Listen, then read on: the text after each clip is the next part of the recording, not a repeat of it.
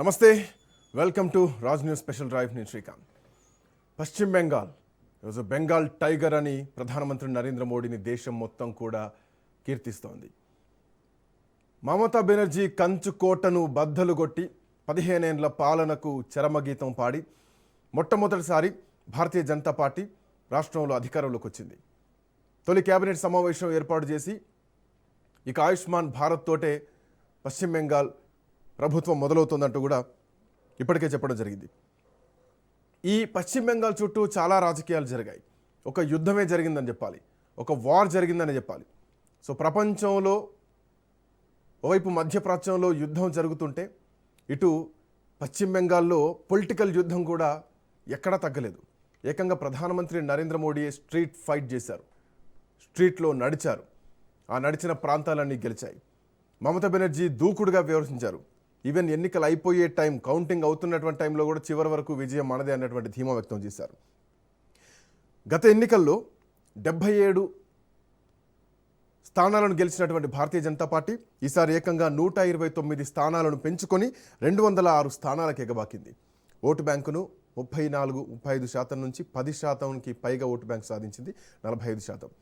TMC vote bank తగ్గిపోయింది, 40%కి చేరింది. గతంలో 216 స్థానాలు గెలిచి ప్రభుత్వాన్ని ఏర్పాటు చేసినటువంటి తృణమూల్ కాంగ్రెస్ పార్టీ ఈసారి భారీ దెబ్బతో 135 స్థానాలను కోల్పోయింది. కేవలం 81 స్థానాలకు మాత్రమే పరిమితమైంది. ఇంకా కాంగ్రెస్ పార్టీ గురించి అక్కడ చెప్పుకోవాల్సినటువంటి అవసరం కూడా లేదు. కేవలం 2 స్థానాలు మాత్రమే అక్కడ గెలిచింది. సో గతంలో ఆ మాత్రం కూడా గెలవలేదు. సో ఇట్లాంటి నేపథ్యంలో పశ్చిమ బెంగాల్లో భారతీయ జనతా పార్టీ ప్రభుత్వం వచ్చిన తర్వాత ఎట్లాంటి పరిణామాలు ఉండబోతున్నాయి? చాలా అంశాలు దీంట్లో ప్రధానంగా ఉన్నాయి.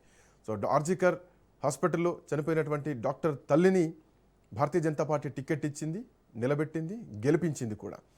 సో చాలా అంశాలు సెంటిమెంట్ సెంట్రిక్గానే నడిచాయి, చర్చలు నడిచాయి, ప్రచారాలు నడిచాయి. ఫైనల్గా ప్రభుత్వాన్ని ఏర్పాటు చేసింది. ఇక నుంచి బెంగాల్ ఎట్లా ఉండబోతోంది? సో ఒక చర్చ నడుస్తోంది. దీదీ పాలనకు చరమగీతం పాడారు, ఇక నుంచి అభివృద్ధి ఉంటుంది, ఇక నుంచి ఒక అంటే సుభిక్షంగా ఉంటుందన్నటువంటి ఒక స్వేచ్ఛ వచ్చింది పశ్చిమ బెంగాల్కి అన్నటువంటి వాతావరణం కూడా వస్తుంది. దుగ్గరా శ్రీనివాస్ గారు మనతో పాటు ఉన్నారు. నమస్తే సార్. నమస్కారం అండి. దీదీ పాలన నుంచి విముక్తి కలిగింది అన్నటువంటి మాట సత్యమేనా? భారతీయ జనతా పార్టీ గెలుపును ఎట్లా చూడొచ్చు? విముక్తి అనేది చాలా పెద్ద పదం అనుకోండి. అది రాజకీయంగా పనికొస్తుందేమో కానీ, అంగీకారమేమో కానీ, ప్రజాస్వామ్యంలో ప్రతి 5 ఏళ్లకి ప్రభుత్వం మారటం అనేటువంటిది సహజం. అయితే బెంగాల్లో దీదీ పాతుకుపోయింది, ఆవిడని కదిలించడం చాలా కష్టం. బెంగాలీ అభిమానం, బెంగాలీ భాషాభిమానం, సంస్కృత అభిమానం అంతా కూడా ఆవిడ పక్కన ఉంది. కాబట్టి మమతా బెనర్జీని ఓడించడం కష్టం అని నమ్మిన వాళ్ళలో నేను కూడా ఒకనండి. ఏదో కొంత గొప్ప మెజారిటీతో ఆవిడే వస్తుంది అనుకున్నాను కదా. అలాంటిది అసలు ఆవిడ ఎక్కడా కూడా ఒక సోదులో లేకుండా ఎన్నడూ లేనంత తక్కువ సీట్లకి ఆవిడని పరిమితం చేయడం అంటే ఇది చాలా గొప్ప విషయం. అంటే అలాంటి సందర్భంలో చూసినప్పుడు నిజమే ఆవిడ నుంచి విముక్తి ఇచ్చారు బెంగాలీ చెప్పవచ్చు. లేదా అసలు బీజేపీ సాధించి పెట్టిందా విముక్తి, లేక బెంగాలీ ఓటర్లే విముక్తి కోరుకొని తమకు తామే విముక్తులు అయ్యారా అనేది కూడా ఆలోచించాల్సిన విషయం. లేకపోతే ఇంత ప్రపంచంలాగా ఒక దీదీకి వ్యతిరేకంగా సో ఎన్నికల ఫలితాలు చూస్తుంటే ఏ ప్రాంతంలో కూడా దీదీకి అనుకూలంగా లేదు. అంటే మొత్తం పశ్చిమ బెంగాల్ని 4 భాగాలుగా కనుక విభజించి చూస్తుంటారు. ఈ 4 భాగాల్లో ఏ భాగంలో కూడా ఆవిడకి సరైన మద్దతు లభించలేదు. సో రెండోది ఎస్సీ నియోజకవర్గాలు, షెడ్యూల్ కాస్ట్ కేటాయించిన నియోజకవర్గాలు, అక్కడ కూడా ఆవిడకి సరైనటువంటి మద్దతు రాలేదు.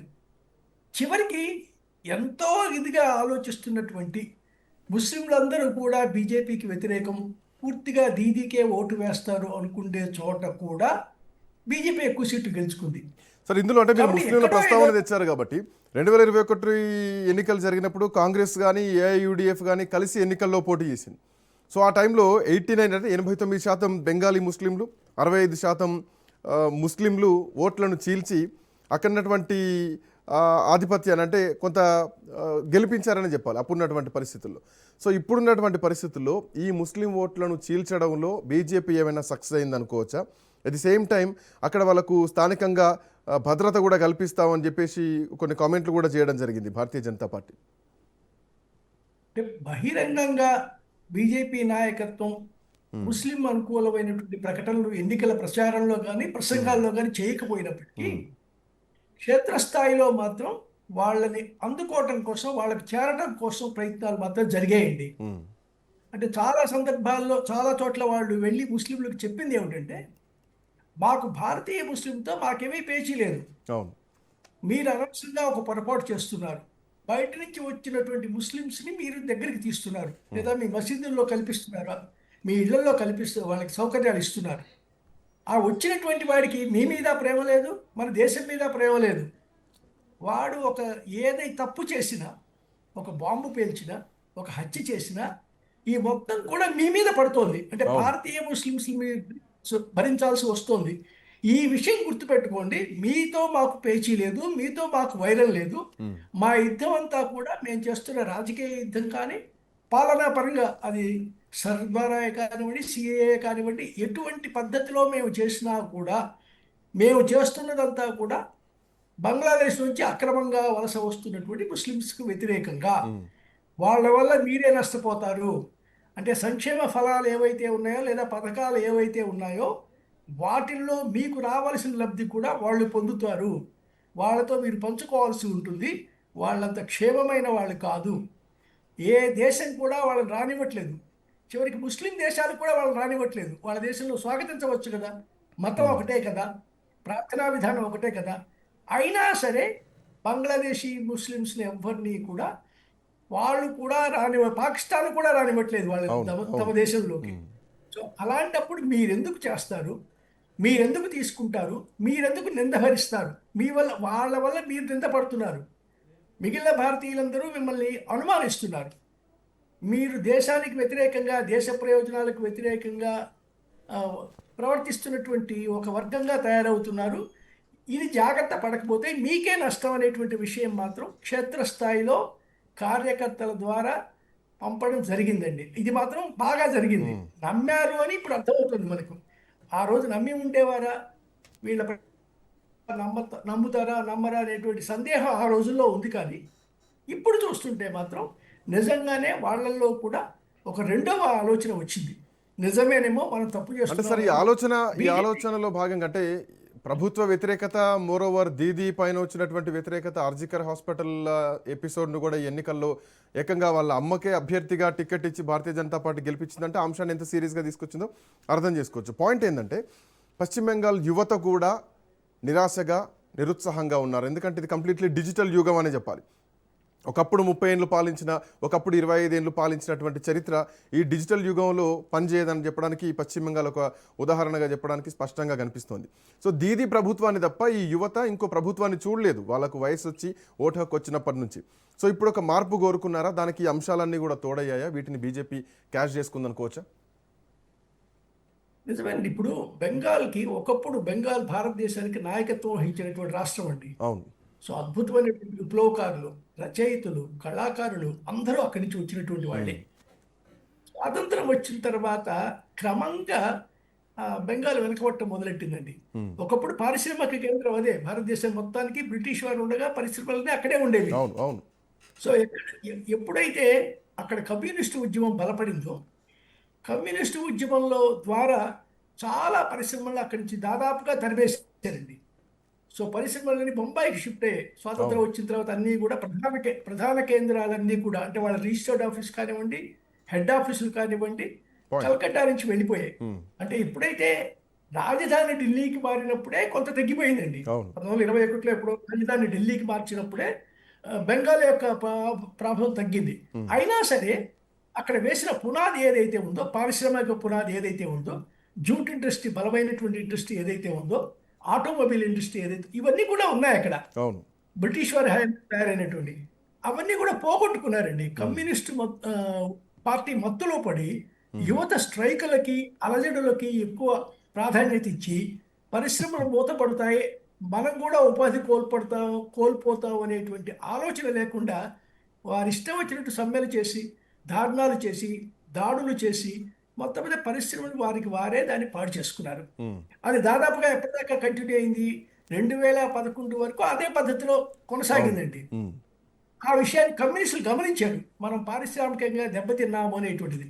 అప్పుడే వాళ్ళు అంతవరకు తిట్టినటువంటి టాటాల్ని ఆహ్వానించి ఆ నందిగ్రామంలో సింగూరులో వాళ్ళ నానో కార్ ప్లాంట్ పెట్టమని అడిగారు.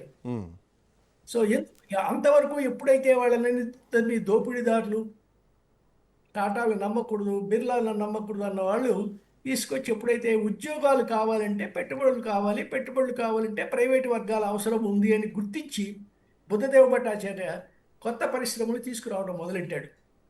కానీ ఆ కొత్త పరిశ్రమలు తీసుకురావడంలో కొంత బలవంతం చేశారు. అంటే ప్రజల్ని కన్విన్స్ చేయకుండా, ఇదిగో మీకోసం చేస్తున్నాం అనిపించకుండా, ఎప్పుడైతే రైతుల దగ్గర నుంచి భూములు లాక్కున్నారో వాళ్ళు తిరగబడ్డారు. దాన్ని మమతా బెనర్జీ క్యాష్ చేసుకుంది, ఆవిడ అధికారంలోకి వచ్చింది. అయితే ఆవిడ వచ్చిన తర్వాత కూడా ఆవిడ కూడా ఉద్యోగ కల్పన మీద సరిగా దృష్టి పెట్టలేదండి. ఆవిడ ఇచ్చినటువంటి కొత్త రకం ఉద్యోగాలు రాలే వాళ్ళకి. అవును. సాంప్రదాయ ఉద్యోగాలు మాత్రమే మిగిలిపోయాయండి అక్కడ. ఉమ్, అంటే తీరికగా ఉండి ఏం పెద్ద మెదడు ఉపయోగించకుండా రొడ్డకొట్టులాగా చేసుకుంటూ పోయే ఉద్యోగాలు మాత్రమే ఉన్నాయి తప్పించి, అక్కడ సహజంగా మేధో సంపత్తితో నడిచేటువంటి ఉద్యోగాలు మాత్రం అక్కడ సృష్టించబడలేదు. అందుకని ఏమాత్రం తెలివితేటలు ఉన్నవాడైనా సరే బెంగాల్ వదిలేసి బెంగళూరు వెళ్ళాడు, హైదరాబాద్ వెళ్ళాడు, బొంబాయి వెళ్ళాడు. బెంగాల్లో ఆ మేధోపరమైన నాయకత్వం, యువ నాయకత్వం పూర్తిగా పోయిందండి. ఎవరైతే నాయకులు లేదా యువ మేధో వర్గం ఉందో వాళ్ళు అలజడి వర్గాలుగా మిగిలిపోయారు. సో జాదవ్పూర్ యూనివర్సిటీలో రోజు ఏదో ఒక అలజడి జరుగుతూనే ఉంటుంది, రోజు ఏదో ఒక అల్లరి ఉంటుంది. ఈ అల్లరి అంతా కూడా ప్రజల కోసం కొన్న పార్టీ ఎదుగుదల కోసం కమ్యూనిస్టులు సార్, దీంట్లో సృష్టించినటువంటి అలజడి. దీంట్లో ఇంకొక అంశం కూడా ప్రధానంగా అనిపిస్తోంది సార్. మోడీ అన్నట్టు గంగాసాగర్ నుండి కన్యాకుమారి వరకు 5 రాష్ట్రాల్లో వచ్చినటువంటి ఈ రిజల్ట్స్ ఏవైతే ఉన్నాయో, దీనిలో భారతీయ జనతా పార్టీకి, కేంద్ర ప్రభుత్వానికి వ్యతిరేకంగా బలమైనటువంటి వాయిస్ వినిపించిన వాళ్ళలో స్టాలిన్ ఒకరు, అటు మమతా బెనర్జీ ఒకరు. సో ఈ 2 రాష్ట్రాల్లో ఎన్నికలు జరిగినాయి. ఈ 2 రాష్ట్రాల్లో ఉన్నటువంటి ఈ పెద్ద తలల్నే ఈరోజు చాలా భారీ ఎత్తున దెబ్బకొట్టారు. సో రాబోయేటువంటి రోజుల్లో భారతీయ జనతా పార్టీ ఖచ్చితంగా ఇంకా వ్యూహాత్మకంగా ముందుకెళ్తోంది అనడానికి అవకాశం ఉంటుంది. ఎందుకంటే బెంగాల్లో 42 లోక్సభ స్థానాలని, తమిళనాడులో 39 లోక్సభ స్థానాలని. సో వీటి స్థానంలో కూడా, ఎందుకంటే బిల్లులు కూడా పాస్ కానటువంటి పరిస్థితులు మనం చూస్తున్నాం మొన్నటి రిజర్వేషన్ బిల్లుకు సంబంధించి. సో ఒక్కొక్క అడుగు పడుతుంది అనుకోవచ్చా? నిజమండి. ఇది ఇప్పుడు దీదీ కానివ్వండి, స్టాలిన్ కానివ్వండి, వాళ్ళు ఒక రకంగా వ్యతిరేక రాజకీయాలు నిర్వహించారండి. సో ఎప్పుడూ కూడా కేంద్రంతో ఘర్షణ ధోరణే. అది మంచే చెడా అనేది అసలు ఆ విచక్షణ లేకుండా ఎప్పుడూ మేము ఢీకొంటాం. అది ఏదైనా సరే, దేశానికి మంచి చేసేదైనా సరే మేము ఢీకొంటాం, మాదే కరెక్ట్ అని వాదిస్తాం. అలా నెగిటివ్ రాజకీయాలు నడిపారండి. అది భాషాపరమైనది కానివ్వండి, విధానపరమైన ఇతర అంశాల మీద కానివ్వండి. ఈ ఘర్షణ ధోరణి యువతరానికి నచ్చట్లేదండి. యువతరానికి ఎప్పటికప్పుడు సర్దుకుపోతూ ప్రోగ్రెస్ కావాలి. నీ ఘర్షణ వల్ల మాకేం లాభం లేదు. నువ్వు పెరుగుతావేమో, నీ పార్టీ పెరుగుతుందేమో, కానీ మాకు వచ్చే లాభం ఏమీ లేదు. సో కాబట్టి యువత ఎంతసేపటికి కూడా ప్రశాంతమైన వాతావరణం. ఇప్పుడు హైదరాబాదులో ఎప్పుడైతే మతకల్లాలు బాగా జరిగేవో ఆ రోజుల్లో పెద్దగా అభివృద్ధి లేదండి. ఒకసారి అభివృద్ధి వచ్చిన తర్వాత ఇప్పుడు మతకల్లాలు లేవు, మతకల్లాలు జరగట్లేదు. ఓల్డ్ సిటీలో కూడా జరగనంతగా పీస్ఫుల్గా ఉంటుంది. సో అభివృద్ధి ఉండి యువత ఏదో ఒక రకంగా వాళ్ళ ఉపాధి వాళ్ళు చూసుకుంటూ ఉంటూ ఏదో ఒక పనిలో కనుక వాళ్ళు ఎంగేజ్ అయ్యి ఉంటే ఈ పిచ్చి పిచ్చి ఆలోచనలు రావండి. ఈ పిచ్చి పిచ్చి ఆలోచనలోనే ఉంచారు. తమిళనాడులో, బెంగాల్లో జరిగింది అదే. అంటే సార్, ప్రజల నిర్ణయం ఒకటి స్పష్టంగా కనిపించింది. ఎందుకంటే చాలా మంది ఎమ్మెల్యేలను తీసేసి కొత్త వాళ్ళకి టికెట్లు ఇచ్చారు. ఆల్మోస్ట్ 74 మంది ఎమ్మెల్యేల టికెట్లు రద్దు చేశారు. ఇంకొక 15 మందిని అక్కడి నుంచి ఇంకొక దగ్గరికి ట్రాన్స్ఫర్ చేసి ఆయా నియోజకవర్గాల్లో నిలబెట్టారు. ఇట్లాంటి కన్ఫ్యూజన్ డెసిషన్స్ కూడా కొంతవరకు ఎఫెక్ట్ పడ్డాయనుకోవచ్చా టీఎంసీకి? టీఎంసీకి డిక్లైన్ అనేటువంటిది 2-3 ఏళ్ల క్రితమే మొదలైందండి. సో ఆవిడ స్ట్రీట్ ఫైటర్, అందులో సందేహం లేదు. ఆవిడ కాంగ్రెస్ నుంచి బయటకు వచ్చిన తర్వాత ఆవిడ చేసే స్ట్రీట్ ఫైట్ వల్లే ఆవిడ అధికారంలోకి వచ్చింది. కానీ ఆ స్ట్రీట్ ఫైటర్ ధోరణి ఏదైతే ఉందో దాన్ని అధికారంలోకి వచ్చిన తర్వాత వదిలించుకోవాలి. అది ఆవిడ వదిలించుకోలేదు. నేను ఇప్పటికీ కూడా ప్రతిపక్ష పాత్రలోనే ఉందండి. ఇది ఎప్పటికీ కొట్లాట, ఎప్పటికీ ఉద్యమం, ఎప్పటికీ కూడా ఏదో ఒక రకమైన విమర్శలు తప్పించి పరిపాలనాపరమైనటువంటి దాని మీద దృష్టి పెట్టడానికి అవకాశం తీసుకోలే ఆవిడ. ఎప్పుడైతే పరిపాలన మీద ముఖ్యమంత్రికి దృష్టి లేదో అప్పుడు కింద వాళ్ళ స్వప్రయోజనాలు చూసుకోవడం మొదలెడతారు. అదే జరిగింది బెంగాల్లో. తమిళనాడులో కూడా అతి అండి. ప్రతిదానికి హిందీ, హిందుత్వ, ఈ రెండు మాటలు భాష మా నెత్తిని నదులుతున్నారు. నార్త్ ఇండియా నుంచి వచ్చిన నాయకులు మనకెందుకు ఇలాంటి మాటలు మాట్లాడుతూ వెళ్ళాడండి స్టాలిన్ కానీ ఆయన కొడుకు కానీ రకరకాల వ్యాఖ్యానాలు అవును చేశారు. అవును అయితే ఎవరు north India, Gandhi north India వాడు కదా, జవహర్లాల్ నెహ్రూ నార్త్ ఇండియా వాడు కదా, వాళ్ళ వాళ్ళ విగ్రహాలు లేవా? ఊరూరా ఉన్నాయి కదండి అంబేద్కర్ విగ్రహాలు. అంబేద్కర్ ఏమన్నా తమిళియన్నా దక్షిణాది వాడా? కాదు. మనం రాజకీయ అవసరం కోసం చేస్తున్నటువంటి వాదనలు తప్పించి ఈ దక్షిణ ఉత్తర అనేటువంటి వాదన ఏదైతే ఉందో అది సరైనది కాదండి. సరే అంటే జాతీయ ఇప్పుడున్నటువంటి నాయకుడు పరిస్థితుల్లో రాజగోపాలాచారి ప్రతిపక్షాలు అధికారం కోసం పోరాడడం మానేసి ఇక అస్తిత్వం కోసం పోరాడాల్సినటువంటి అవసరం వస్తుందేమో అనిపిస్తోంది.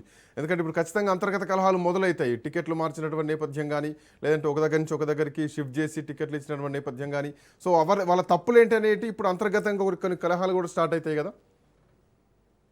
అంతర్గతంగా ప్రాబ్లమ్స్ వస్తాయండి. ఇప్పుడు ఇన్నాళ్ళు రెండు పార్టీలు ఉండేవి, ద్రవిడ పార్టీలు. దీంట్లో కాకపోతే దాంట్లో కాకపోతే దీంట్లోనూ ఉండేవారు. అవును విధానపరంగా పెద్ద రెండు పార్టీల మధ్య పెద్ద తేడా ఉండేది కాదండి. నాయకత్వ పరంగా తేడాలే తప్పించి జయలలిత, ఎంజీఆర్ ఒకటి, కరుణానిధి ఆయన సంతానం ఒకటిగా, కానీ విధానపరంగా దాదాపుగా రెండు పార్టీల మధ్య ఏకాభిప్రాయాలు చాలా వరకు నడిచేవి. ఎంతవరకు తమిళనాడుకు ప్రయోజనం చేకూర్చే విషయాల్లో ఆ రెండు పార్టీలు కూడా ఒకే రకమైన విధానాన్ని అనుసరించాయి. మొట్టమొదటిసారిగా ఒక మూడో పార్టీ రంగంలోకి వచ్చింది. అది కూడా ద్రవిడ పార్టీ అని చెప్పుకుంటోంది. మేము కూడా ద్రవిడం, తమిళం, ద్రవిడ సంస్కృతి, ద్రవిడ భాష అనే చెప్తున్నాయి. ఇప్పుడు అతను అనుసరించేటువంటి విధానాలు ఎలాగా ఉంటాయో చూడాలి. చాలా కొత్తవాడు, రాజకీయాల కొత్తవాడు, అధికారానికి ఇంకా కొత్తవాడు. కాబట్టి అతను స్థిరపడాలి, ఒక విధాన రూపకల్పన చేసుకోవాలి, తగినంత మంచి సలహాదారులను చూసుకోవాలి. ఈలోగా అతనితో పాటు గెలిచిన వాళ్ళందరూ చాలా మంది కొత్త వాళ్ళండి. విజయ్ పార్టీ మీద గెలిచిన ఆయన డ్రైవర్ కొడుకు గెలిచాడు. ఇలాంటి వాళ్ళు చాలా వాళ్ళు రెబల్స్ వీళ్ళు అంతా పెద్దగా అవును పెద్దగా అనుభవం లేని వాళ్ళు గెలిచారు. ఇలాంటి వాళ్ళు ఏంటంటే ఎటైనా ఎప్పుడైనా దూకగలిగిన సమర్థత కలవారండి. సో ఒకసారి పార్టీ ఫిరాయించిన వాడికి ఏ పార్టీ అయినా ఫిరాయించగలడు, వాడికి ఇంకా విలువలేం లేవు. సో వీళ్ళని ఇప్పుడు అతను మద్దతు కోసమే ఒక 10-11 మంది లేదా కనీసం 15 మంది వరకు అతనికి మద్దతు అవసరం పార్టీ ప్రభుత్వం ఏర్పాటు చేయాలని. ఇవి ఎక్కడి నుంచి తెచ్చుకుంటాడు? అన్నాడీఎంకే డిఎంకేతో నేను కలవను లేదా వాళ్ళని అడగను సహాయం అని ఒక ప్రకటన ఇచ్చాడు. వాళ్ళకి వీళ్ళకి పోగా మిగిలినవన్నీ 15-20 కన్నా లేవేమో. బీజేపీకి 2 సీట్లు, కాంగ్రెస్కి 2 సీట్లు, సిపిఐకి 2 సీట్లు, మిగిలినవి అవే. వీళ్ళందరినీ కలుపుకున్నా కూడా, అంటే రెండు ఉభయ కమ్యూనిస్ట్ పార్టీలు, కాంగ్రెస్, ఇంకా చిల్లర మల్లర పార్టీలు అన్నీ కలుపుకున్నా కూడా నిజంగా అతనికి కావాల్సిన 11 వస్తాయా? 11 నుంచి 14 దాకా అవి వస్తాయా? అది కూడా సందేహంగా ఉంది. కాబట్టి ఎక్కడో అక్కడ ఇతను రాజీ పడాలి. ఆ రాజీ పట్ట ఎవరితో పడతాడు? అన్నాడీఎంకేతో పడతాడా, డిఎంకేతో పడతాడా? ఎవరితో రాజీ పడినా వాళ్ళు ఎలా ఇతన్ని ఉపయోగించుకుంటారు? అసలు స్థిరపడనిస్తారా ఇతన్ని? ఎప్పుడు అవకాశం దొరికితే అప్పుడు ప్రభుత్వాలు పడగొట్టేటువంటి కొత్త ఆలోచన చేస్తారా? అంటే సార్ పశ్చిమ తమిళనాడు బెంగాల్ సంస్కృతి సార్, అంటే ఎవరు అధికారంలోకి వచ్చినా కానీ 30 ఏళ్ళు, 20 ఏళ్ళు, 25 ఏళ్ల పరిపాలన చూసినాం, దీది 15 ఏళ్ల పరిపాలన చూసినాం. భారతీయ జనతా పార్టీ మొట్టమొదటిసారి అధికారంలోకి వచ్చింది. పాయింట్ ఏంటంటే ఒక ఫేస్ ఐడెంటిటీ అనేది పశ్చిమ బెంగాల్లో దీదీనే చూసాం. భారతీయ జనతా పార్టీలో అట్లాంటి ఐడెంటిటీ స్టేట్ లెవెల్లో ఎవరూ లేరు. సో ఇప్పుడు ప్రధానమంత్రి మోడీని, అమిత్ షాని, ఈ ఇద్దరి ద్వయాన్ని చూస్తే అక్కడ ప్రజలంతా కూడా బీజేపీ కోటేశారు. బట్ రేపు పొద్దున బీజేపీ ఇదే ఎపిసోడ్ను కంటిన్యూ చేసేటువంటి అవకాశం ఉంటుందా? గత పాలన పరంపరను అట్లాంటి పరిస్థితులు ఎక్స్పెక్ట్ చేయొచ్చా? ఎందుకంటే దీది ఇంకా గ్రౌండ్లో ఉంది, యాక్టివ్గానే ఉంది, బలమైనటువంటి శక్తిగానే ఉంది. బీజేపీకి కూడా ఇబ్బందులు ఉంటాయండి బెంగాల్లో. ఎందుకంటే బీజేపీ అధికారంలోకి రాకముందే అక్కడ 2-3 గ్రూపులుగా కొట్లాట్లు చూసాం మనం. అవును, అంటే ప్రతిపక్షంలో ఉండగానే 2-3 సార్లు వాళ్ళు అలిగి వెళ్ళిపోవడం, మళ్ళీ తీసుకురావడం. బీజేపీలో చేరిన వాడు ఎన్నికలు అవగానే వెళ్ళిపోయి మళ్ళీ ఆవిడ ముఖర్జీ గారి వెంట చేరటం, దీదీ వెంట చేరటం, ఇలాంటి చాలా చూసాం. డిఫెక్షన్స్ ఇటు నుంచి అటు, అటు నుంచి ఇటు. ఇప్పుడు కూడా ముఖ్యమంత్రి పదవి ఎవరికి ఇస్తారు? ఇప్పుడున్న పద్ధతి ప్రకారం అయితే సువేంద్ర అధికారికి రావాల్సిందేనండి ముఖ్యమంత్రి పదవి. ఎందుకంటే పాత ముఖ్యమంత్రిని ఓడించాడు, 2 చోట్ల గెలిచాడు, అంతకుముందు ప్రతిపక్ష నాయకుడిగా ఉన్నాడు కాబట్టి. సో అతనికి ఇవ్వడానికి మిగతా వాళ్ళు అంగీకరిస్తారా? మిగతా నాయకులు అల్లరి చేయకుండా ఉంటారా? ఎంతకాలం వీళ్ళ మధ్య సయోధ్య ఉంటుంది? ఎంతకాలం ప్రతిసారి ఢిల్లీ నుంచి వాళ్ళని నియంత్రిస్తూ మీరు నోరెత్తకండి అంటే మరొకసారి మళ్ళీ కాంగ్రెస్ సంస్కృతి తీసుకొచ్చినట్టు అవుతుంది. అవును. కాబట్టి బీజేపీకి కూడా ఒక 5-6 నెలల పాటు ఇది స్థిరపడటం అనే దానికి చాలా కష్టాలు ఉన్నాయండి. స్థిరపడ కష్టాలు ఉన్నాయి. ఏ సో మొలక వర్గాలను ఢిల్లీ బుజ్జగించి ఢిల్లీ లాంటి ఎపిసోడ్ని మనం పశ్చిమ బెంగాల్లో చూడొచ్చు అంటారా? ఎందుకంటే ఇప్పుడు సువేంద్ర అధికారిని పెట్టిన అండర్ మోడీ అమిత్ షా ఉండాల్సిందే.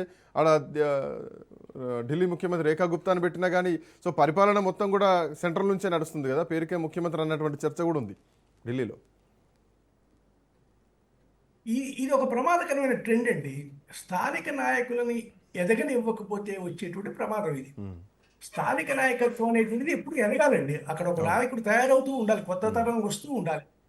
ఆ కొత్త తరాన్ని ఇప్పుడు మాత్రం మొన్న 2024 తర్వాతనే ఈ కొత్త తరానికి అవకాశాలు ఇచ్చారండి బీజేపీలో. ఒరిస్సాలో కానివ్వండి, ఛత్తీస్గఢ్లో కానివ్వండి, మధ్యప్రదేశ్, రాజస్థాన్, హర్యానా అన్ని చోట్ల కూడా కొత్త నాయకుల్ని తీసుకొచ్చారు వాళ్ళు.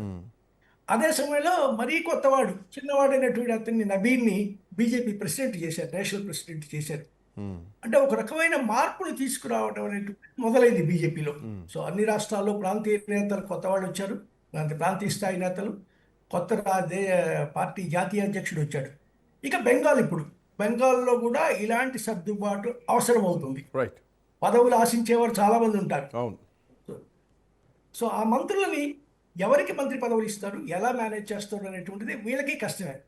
ఇలా అయితే ఇప్పుడు దాదాపుగా కేంద్రంలో ఆయన బాధ్యతలు దాదాపుగా పక్కన పెట్టి హోంమంత్రి బెంగాల్కి కేటాయించాడు మొన్నటి వరకు సమయం. అమిత్ షా గారు దాదాపు 45 రోజులు ఎంతో అక్కడే తిరిగాడు ఆయన. ఇది ఇక కొనసాగిస్తే ఆయన కష్టం అక్కడ పట్టుపోతుంది, హోంశాఖ మీద పట్టుపోతుంది. సో ఇప్పటి వరకు మొన్న మార్చి వరకు మావోయిస్టుల మీద దృష్టి పెట్టి నడిపాడు. ఆ మార్చి నుంచి నిన్నటి వరకు ఏప్రిల్ 29 ఎలక్షన్ల బెంగాల్ మీదే దృష్టి పెట్టాడు. ఇప్పుడన్నా ఇక దేశం మీద దృష్టి పెట్టి ఆయన బాధ్యతలు నిర్వహించాలంటే పార్టీ వారు అర్థం చేసుకోవాలి, వారి సర్దుబాట్లు వాళ్ళు చేసుకొని కొంత స్థిరపడి మన ప్రభుత్వాన్ని 5 ఏళ్లలో వదులుకోకూడదు. బెంగాల్ మీద సంపూర్ణమైన పట్టు మనకే ఉండాలి. ఎందుకంటే అది 42 లోక్సభ స్థానాలు ఉన్న రాష్ట్రం అండి, పాత ఉమ్మడి ఆంధ్రప్రదేశ్ స్థాయి. కాబట్టి 40 జరిగినటువంటి గొప్ప ఇదేమిటంటే బీజేపీ స్ట్రాటజీ మొత్తం 2029 లోక్సభ ఎన్నికలకు తగ్గట్టుగా ఉందండి ఇప్పటిదాకా. ఇప్పుడు ఆల్రెడీ కాంగ్రెస్ పెద్దగా బెంగాల్లో లేదు, లోక్సభ స్థానాలు గెలవగలిగిన స్థాయిలో లేదు. అయినా సరే ఎన్డీఏ గ్రూప్లో కూడా, ఐఎన్డిఏ గ్రూప్లో కూడా ఇప్పుడు ఆ 42 స్థానాలు చాలా కష్టపడితే కానీ గెలవలేని పరిస్థితి చూస్తుందండి.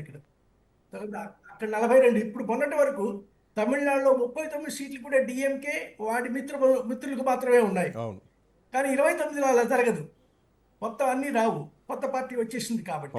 అంటే ఒక 70 సీట్లలో అక్కడ 42, ఇక్కడ 5, ఈ 80 సీట్లలో కాంగ్రెస్ ని, ఇండి గ్రూప్ ని నల్లిఫై చేసేసిందండి బీజేపీ ఈ ఎన్నికల ద్వారా. సో ఇది ఒక పెద్ద స్ట్రాటజీ. అంటే సీరియస్గా కాంగ్రెస్ పోటీలో లేదా ప్రాంతీయ పార్టీలు పోటీలో నిలిచేటువంటి అవకాశాలను తగ్గించుకుంటూ వస్తుందండి బీజేపీ. 2029లో మరెవరి మీద ఆధారపడకుండా గెలిస్తే తమ సొంతగా గెలవాలంతే. ఎన్డీఏ బీజేపీకి సొంత మెజార్టీ ఉండాలి, but NDA. Anyway, thank you sir, thanks for joining. So ఇక పశ్చిమ బెంగాల్లో భారతీయ జనతా పార్టీ విజయం సాధించిన తర్వాత ముఖ్యమంత్రిగా ఎవరుండబోతున్నారు అన్నటువంటి చర్చకు సువేంద్ర అధికారిని ముఖ్యమంత్రి చేసేటువంటి అవకాశం ఉంది అన్న వాదన వినిపిస్తుంది. ఎందుకంటే ప్రతిపక్ష నాయకుడిగా పార్టీని నిలబెట్టారు, తో పాటు మమతా బెనర్జీ పైన పోటీ చేసి గెలిచినటువంటి వ్యక్తి కాబట్టి బహుశా ఆయనకే ఇచ్చేటువంటి అవకాశాలు అనేది ప్రధానంగా ఉన్నటువంటి అంశం. చూద్దాం ఎట్లాంటి పరిణామాలు జరుగుతున్నాయి. మొత్తానికి బెంగాల్లో ఒక కొత్త శకం మొదలైందని చెప్పడంలో ఎట్లాంటి సందేహం లేదు. That's all for now. Next updates continue అయితే కీప్ వాచింగ్ రాజ్ న్యూస్.